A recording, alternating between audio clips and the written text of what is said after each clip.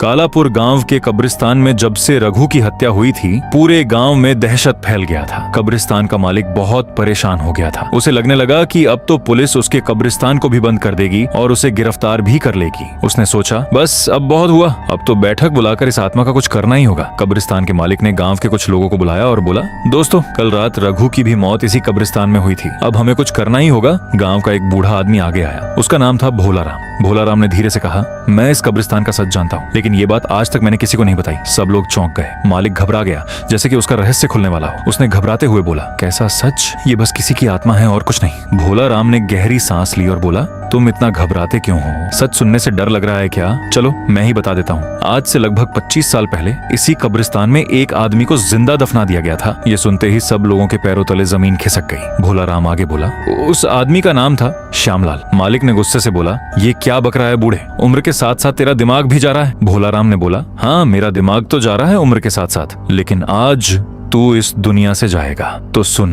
दरअसल श्यामलाल गांव का सबसे अमीर आदमी था, लेकिन उसके दुश्मन भी बहुत थे। एक रात इसी कब्रिस्तान के मालिक ने अपना भांडा फूटने से बचने के लिए उसे मारने का प्लान बनाया, क्योंकि श्यामलाल को मालिक का रहस्य जान चुका था कि ये कब्रिस्तान की लाशों का किडनी निकालकर काले बाजार में बेचा करता था। आधी रात को कब्रिस्तान का मालिक श्यामलाल के घर जाता है और उसे चाकू मार के बेहोश कर देता है। फिर उसी कब्रिस्तान में ले जाकर जिंदा दफना देता है। कब्र से आवाज आती रही, कोई है? मुझे बचाओ। लेकिन किसी ने उसे नहीं बचाया।